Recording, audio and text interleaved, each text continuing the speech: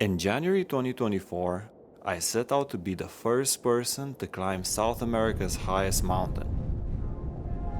From sea to sea.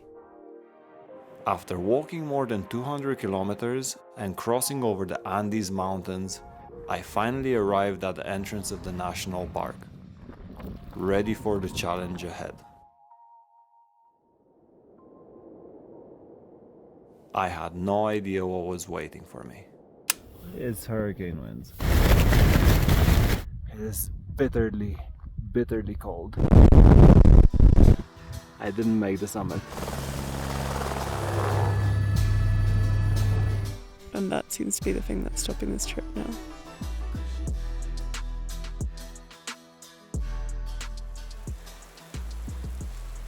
What are we currently doing, Viv, one day before going on the mountain? Taking my knees. 3 weeks earlier, Viv injured her knee while training. She hoped the inflammation would calm down before the climb, but it didn't. So yeah, I'm so sorry, man. it wasn't even this injury I was worried about. She was told by her physio that climbing wasn't a good idea, but she made a decision to push on and try either way. They're not very happy. No, but they will be. Check that out. Those 3 bags are gonna go on the mules. Bye, Marita. Hopefully see you in 2 weeks while we summited. Oh, it's the beginning of a big 2 weeks, eh?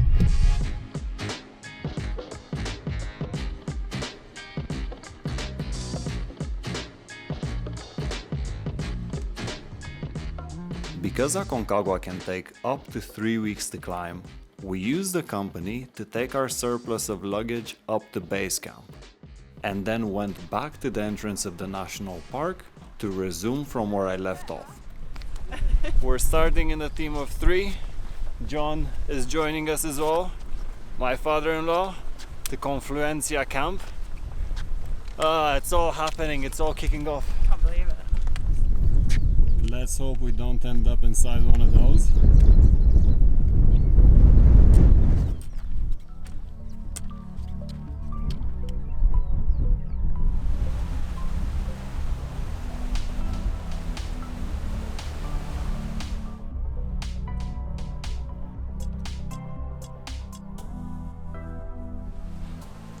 Even with us putting 3 bags on the mule, these backpacks weigh a ton.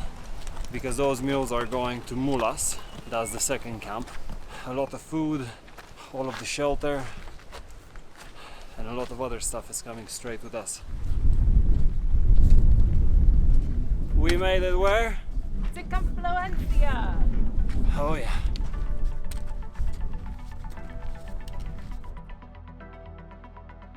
We said goodbye to John and went looking for a spot to pitch our tent.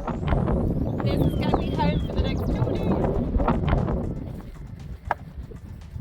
We just spoke with a few guys now that came from the higher camps. They went and they attempted the summit, and the closest that they got was 6,700 meters. And they were saying that they never experienced cold like that in their lives.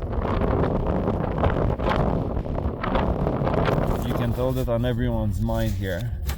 The wind is the main concern. Everyone's like checking apps and stuff like that, and just hoping it's gonna die down by the time that they hit their acclimatization window.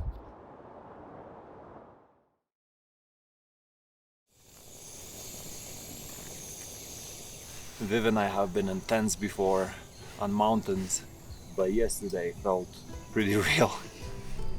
You get to see what like the wind can do. We saw one of the tents like completely blow over, and people just like scrambling in the night to like fix their tent and stuff. Today we're heading for a little acclimatization hike to Plaza Francia, 4,200 meters.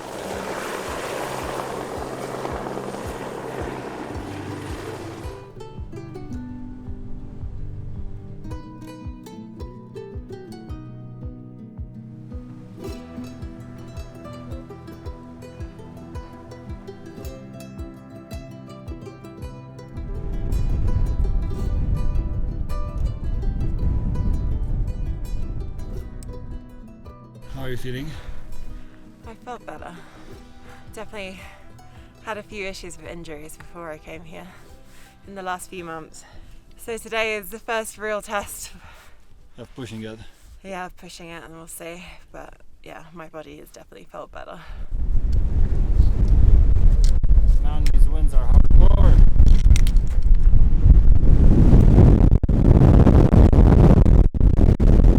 Get down, babe. Get down.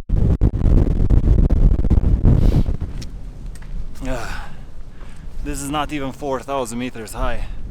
Imagine what's up there at the summit. I knew that on this trip the wind might be an issue, but on this hike I realized how serious it was. So that behind us is the south face of Aconcagua. That is absolutely stunning. Over the last weeks, we had been following the progress of mountain guides on their attempts to summit Aconcagua. The weather windows were short, with some teams even having to rush and use supplemental oxygen. Very few had made the summit so far. This day left us wondering if we would have the same fate.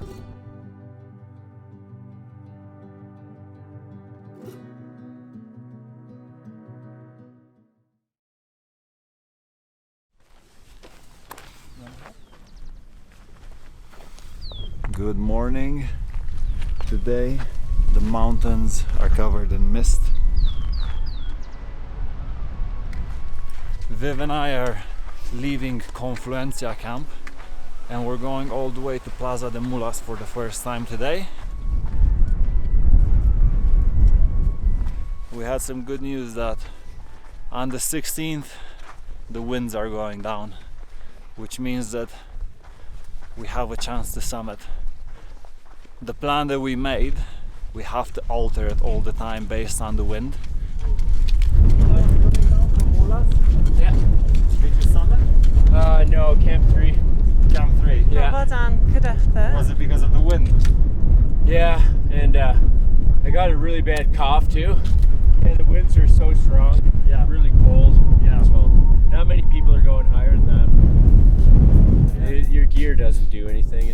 They're saying it's like an 8,000 meter peak right now. Yeah. So a lot of people just never brought that type of clothing.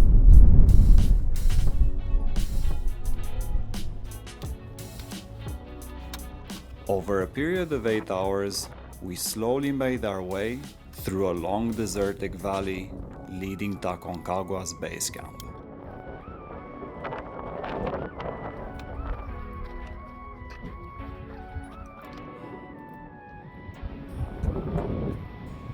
That is such a welcome sight.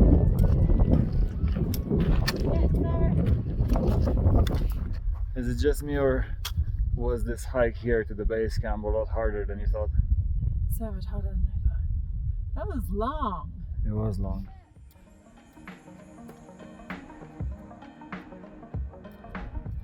I love soup and I've been looking forward to this moment the whole day. Is it good? All day. What are you having? Roast chicken.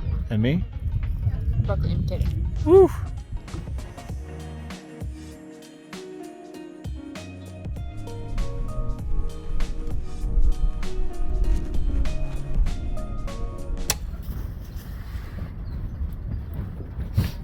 I'm sorry. It's just so shit. I don't want to risk doing permanent damage, so I just think it's not worth it. It's not worth it. I don't want to risk your trip either.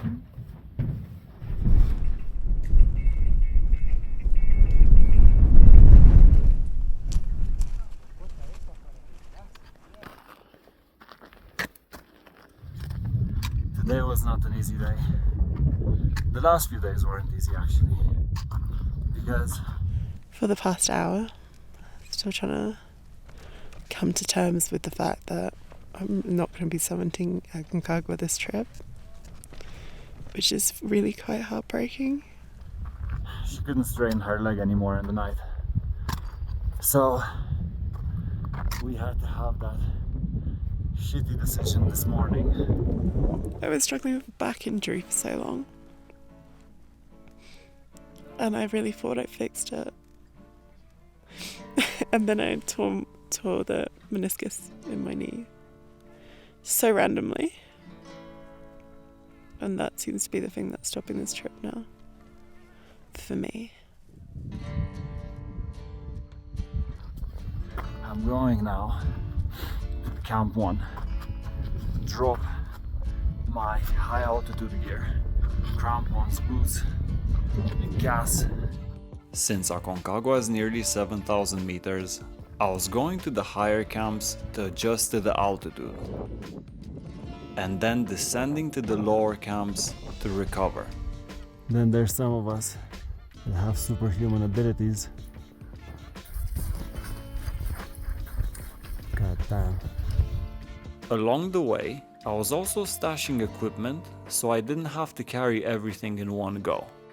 I'm putting all of my stuff in a bag and in the tent behind me, which belongs to the company that we're with.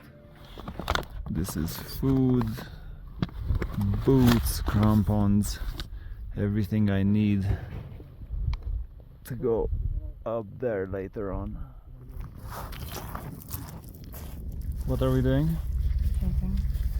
Taping your knees again? It's a good thing people can't smell the smells in this tent. I can't smile, my lips hurt too much. Mine too.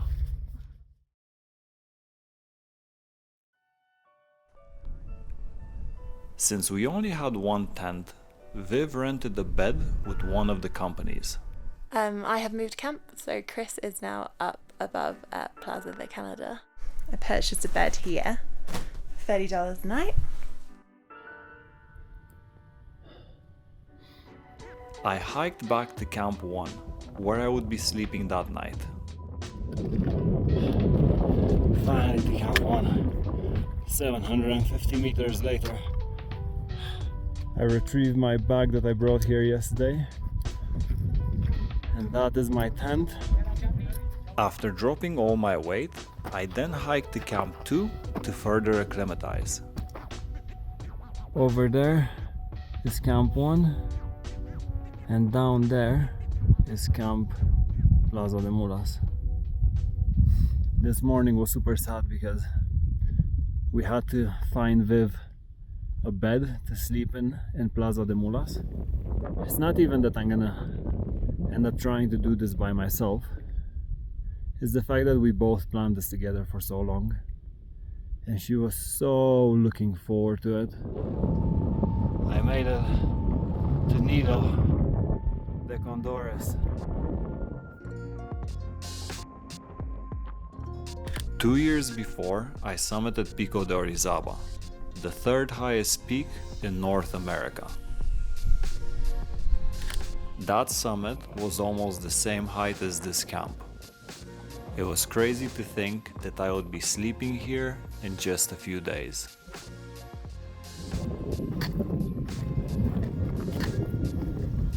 I'm gonna get me some water, then I'm gonna boil it, and I'm gonna put chlorine inside of it. Look how clear that is. Ugh.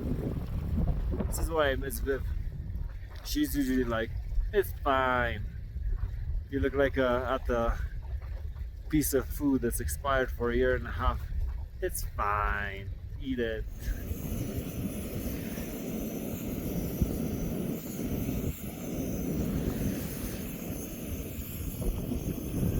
One of the guys was so kind to give me a filter, this thing, so I can pour the water in this, and then I can boil the water.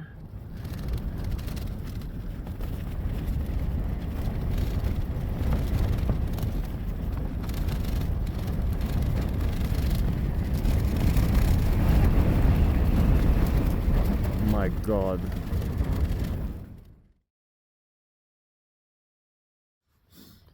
It was so cold last night.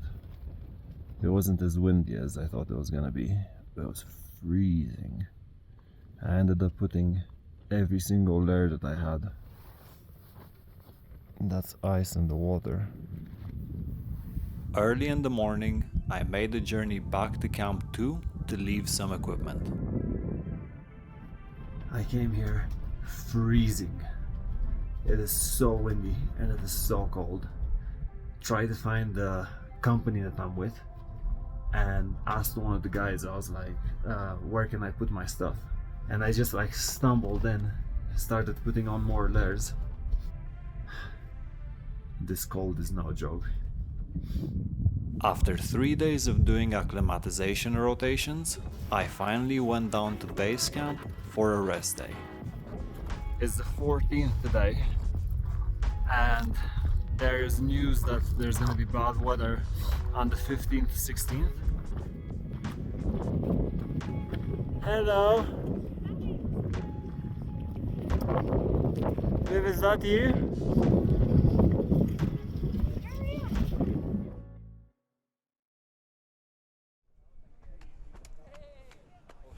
If you're wondering how the bathroom situation, washing situation is around here, there are 3 or 4 sinks over there that everyone uses for dishes, sometimes for clothes as well. And you also have a bunch of toilets over here. Australians would call them long drops. Yeah. You see everything that goes down, unfortunately. It's not very nice. You get the idea. We spent most of the day recovering and also managed to find a physio to help with Viv's knee. In a small world turn of events, I also met James, a bloke who cycled from Concon to climb Aconcagua from the sea. He and his partner Emma were going to summit just a few days after I was. Very quickly, we became good friends.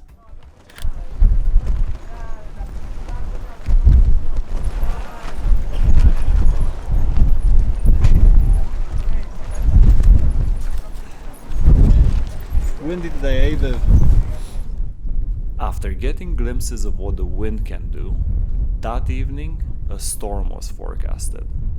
With winds as high as 75 kilometers an hour at base camp and up to 135 kilometers an hour at the summit.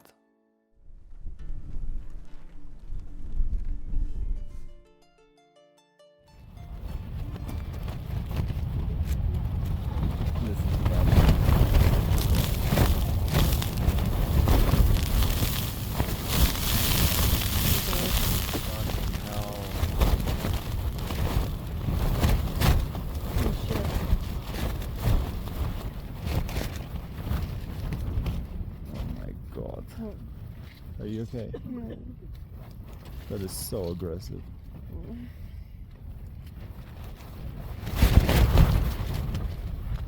Right now, there are people at Camp 1, 700 meters higher, and in Camp 2, at 5,500 meters.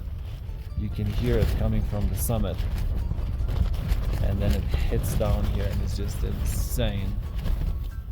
It is now 1:18 in the morning.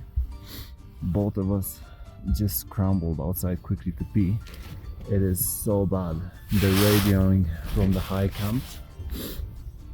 All of the staff came outside to check if everyone was okay in the tent. What are you doing that this afternoon? Yeah, It felt like hurricane. it's hurricane winds.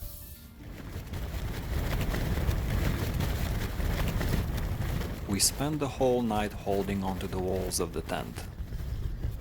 Neither of us slept a wink. And by the morning, the wind had ripped a hole in our tent. Half of the camp is destroyed. That toilet over there tipped last night. There's holes in everything. And the cafe at the end there got absolutely wrecked on the side. It tore this whole part off.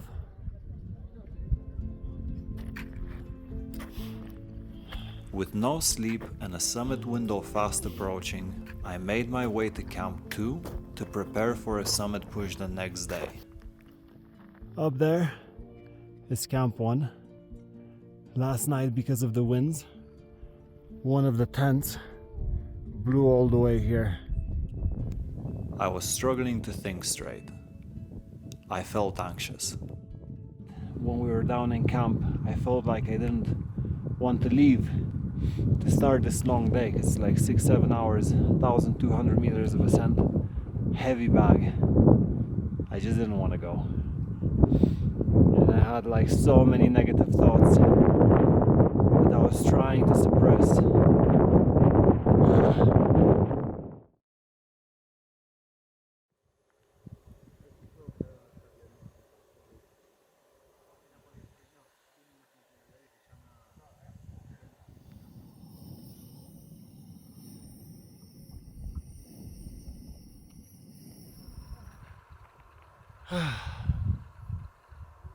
It's strange to think that after so many days starting from Concon, this might be the last one of an uphill, and then it's just downhill from here. And I really want it to be a downhill. I'm gonna do my best to make that happen.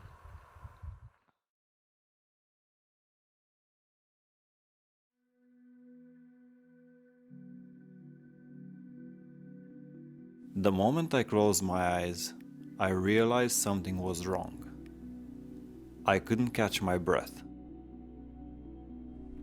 I remember the conversation days earlier between staff members at base camp. They were talking about a mountaineer that had died there in his sleep. I couldn't shake that thought. Suddenly, I felt like I couldn't breathe. I was having a panic attack. I opened the tent door and dove outside into the cold. It was the only thing I could think of to calm myself down. I knew I shouldn't go for the summit, but when I heard people's alarms go off, I took an impulsive decision and left.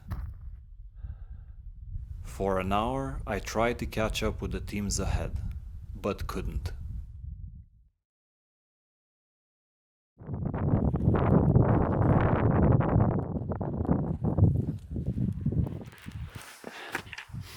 As you can tell, I didn't make the summit. I stopped at around 6,000 meters at Camp 3 this morning. It was a mistake going this morning when I knew that I didn't sleep for 2 nights in total.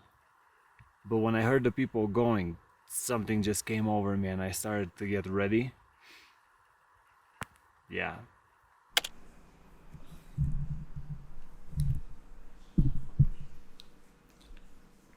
I don't think it's fair not to tell you what happened that night.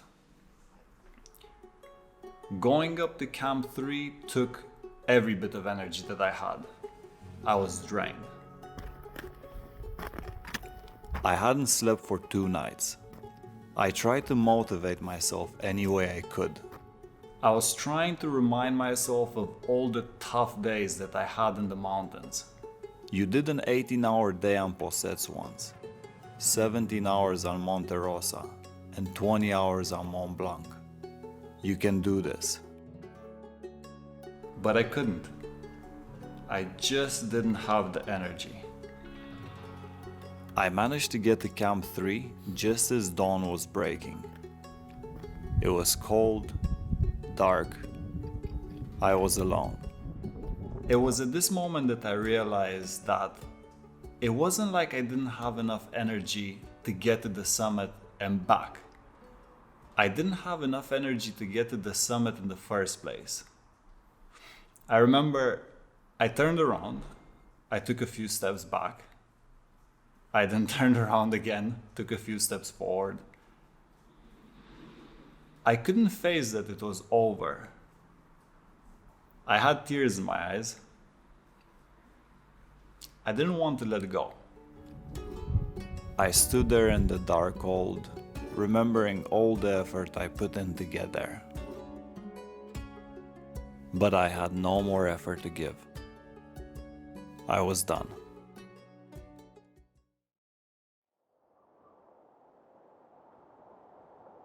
As dawn was approaching, I made my way back to the tent. I was beyond exhausted. All I wanted to do was sleep. I opened the tent door and collapsed.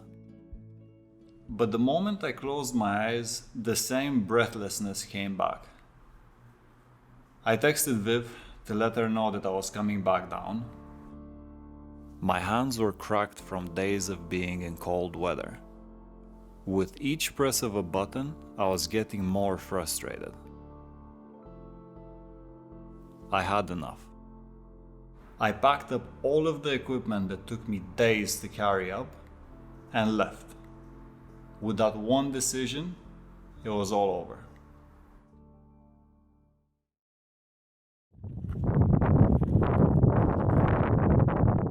When I arrived at base camp, the first people I met were a group of Estonians we made friends with a week earlier.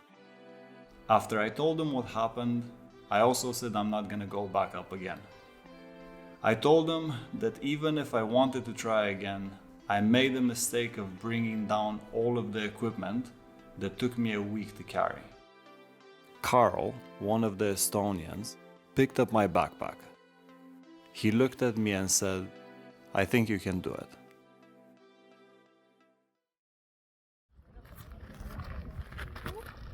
When I found Viv, I told her I'm not planning to go back up. With the next summit window approaching in 2 days, in that moment, I honestly couldn't face the idea of going back. I remember saying to her, "Screw the mountain. Let's just spend the rest of the days in Santiago chilling together." But she saw through it. She told me, "Chris, this isn't you talking. It's the tiredness. Sleep on it and make a decision tomorrow." I went to the medical tent to make sure my oxygen saturation was okay. I didn't decide on going back yet, but in case I did, I wanted proof that everything was working right. I got the all clear. The next day there was nothing to decide. I knew.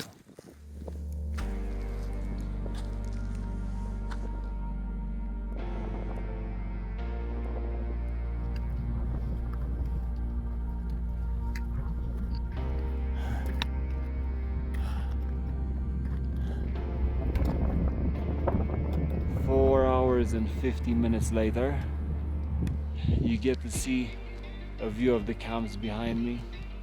Camp 1, and then very low in the valley, base camp.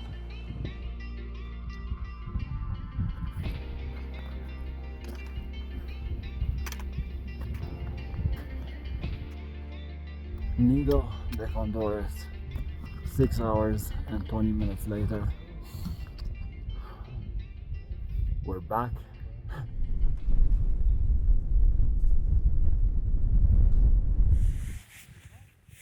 What's now? Hi. Holy shit. You have no idea how happy I am to see you You back have here. no idea how happy I am to see you come here. Oh, dude. I am so happy that I bumped into James and Emma here. I was like a little kid, like I think we all were. And we're gonna summit tomorrow together. We're leaving at 3:30 a.m. Get in.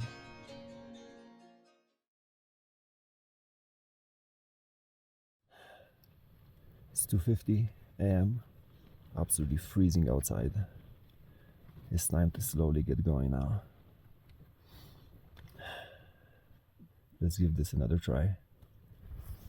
In the early hours of the morning, James, Emma, and I started making our way up the mountain. It was so cold that even the scree froze in place.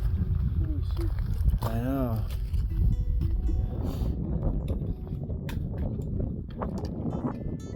After 3 hours of hiking, we arrived at Camp 3, where I had stopped before, just as the sun was rising.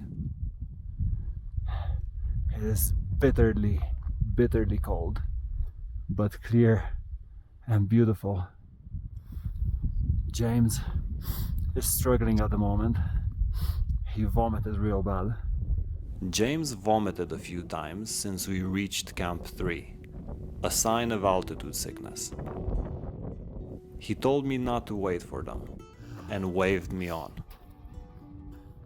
I think James and Emma turned back, and I really feel for them because I know how that feels. That's the traverse, and then when it gets steep up there, it's called the Canaleta.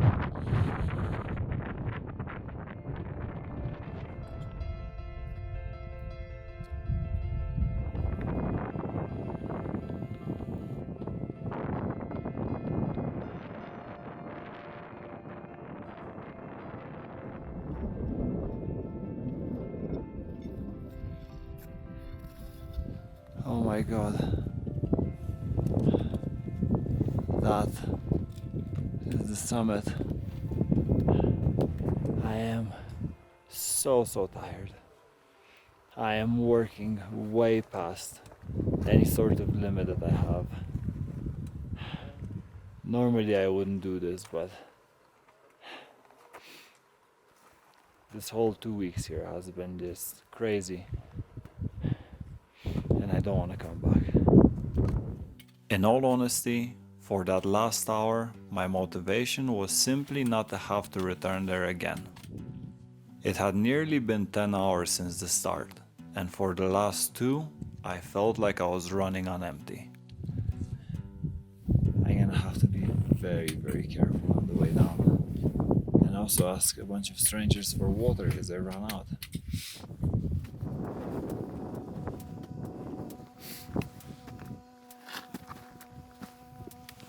As I reached the summit, I was grateful to see a fellow Romanian climber I met days earlier.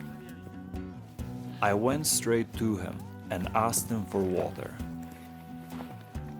Dan poured his whole water bottle into mine. He's the reason I made it down safely.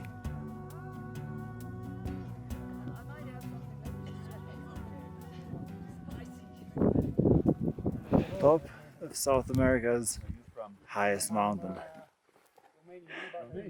I feel bad that Viv isn't here. During Christmas, when I strained my neck and I couldn't move it, I had this dream that both of us came to the summit and we saw the sea, and she made a joke saying, "It's not that far away." I wish she would be here to see this.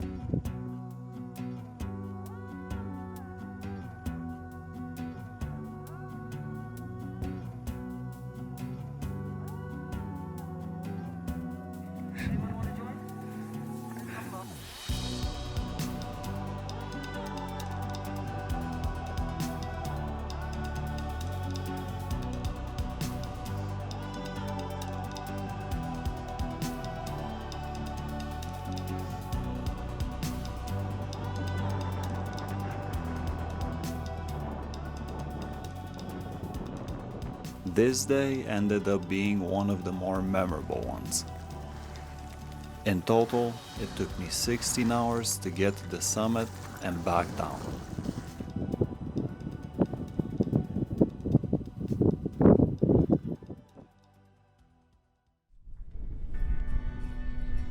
Before I left for the summit, Viv was trying to get her insurance to pay for an evacuation because of her knee. That night, she sent me a message saying she got evacuated. I was happy for her, since she wouldn't have to do the grueling 30-kilometer walkout with an injured knee. But I didn't realize she didn't tell me the full story. When I made it down, I found out from a staff member that she got dizzy, fainted, and hit her head on a rock. The medical team deemed it unsafe for her to stay on the mountain. She was evacuated by helicopter as a precaution and sent to the hospital in Mendoza for a brain scan. Thankfully, it was only a mild concussion, and she would come and meet me in the next couple of days.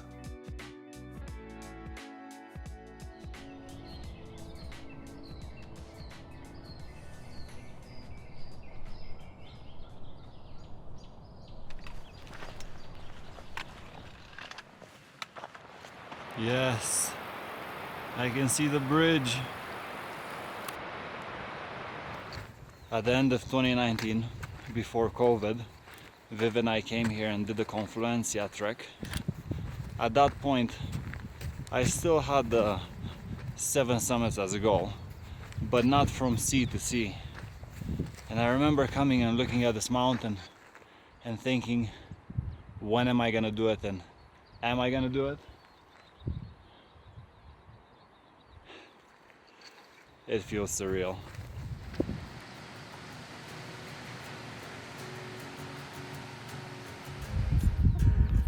We can see Chris finally turning. At this point, I think both Viv and I were a bit broken. So we had a slow, anticlimactic reunion at our own pace.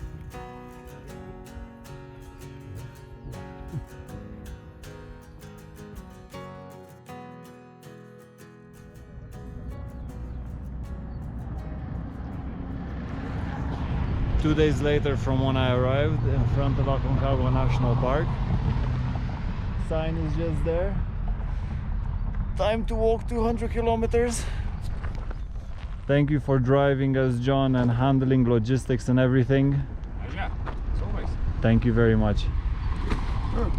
Oh no.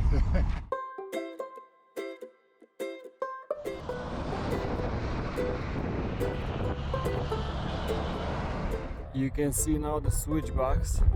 They're gonna go up.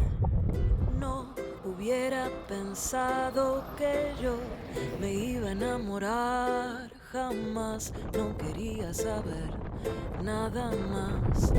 That is where we're going. Down there. Apareciste de repente y me hablaste con una voz tan dulce que perdí la razón y mi corazón.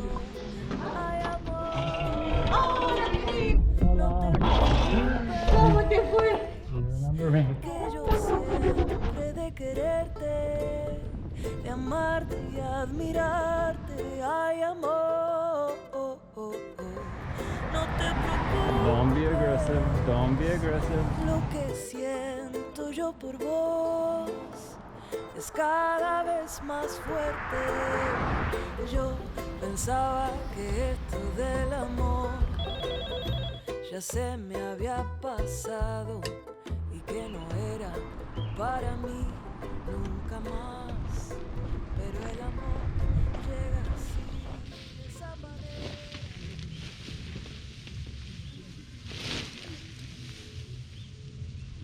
I'm in a campground, maybe 3 days before finishing the walk to sea level. Last night, I just started thinking about all of the things that still needed to be sorted out for Africa.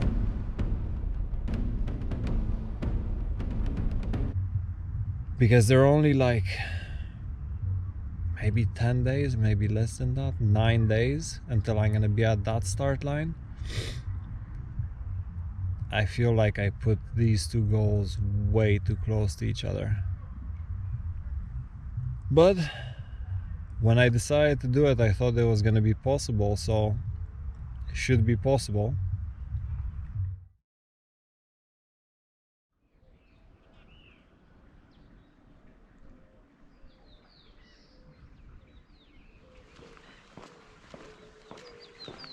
Three weeks earlier, on the walk to the mountain, I reached a river crossing with no bridge. I had to find a different road back to the sea this time. But yet again, the road I found was a farm road, and I had no idea if it was accessible. I'm getting now to a junction that I couldn't see before on Google Maps.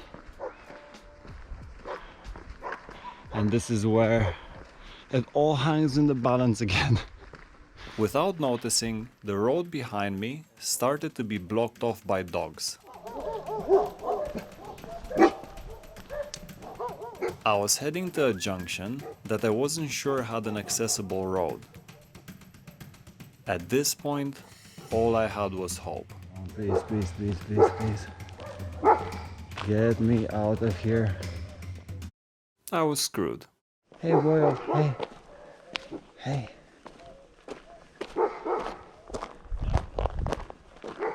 Oh my god, thank f. But luck saved my ass once again.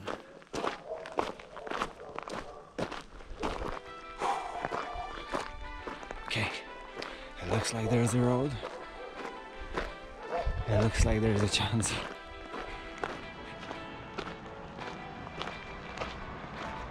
That down there is the motorway. The very thing that I tried to avoid.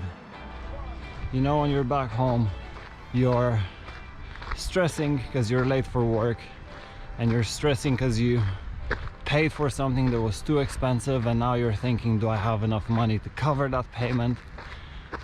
But stress is always there. And the last couple of days I was stressing about this road. Can I pass through it? What if it doesn't connect? Am I gonna have to go via that big motorway over there and walk through it? Life is so funny. You just trade one thing for the other.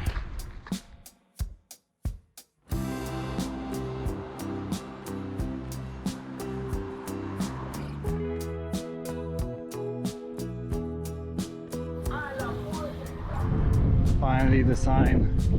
Bienvenidos a la Calera.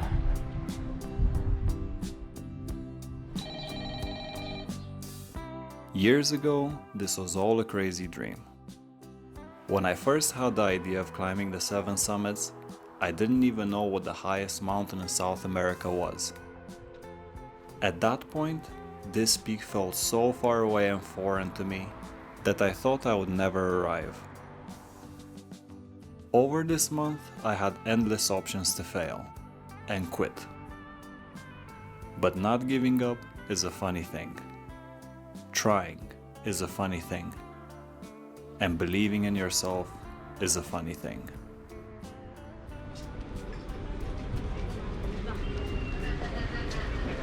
Pardon. Oh my god! I didn't even see you. I've learned that if you take small steps in the right direction, make a plan, and believe in yourself, one day you'll find that even the hardest climbs eventually reach an end.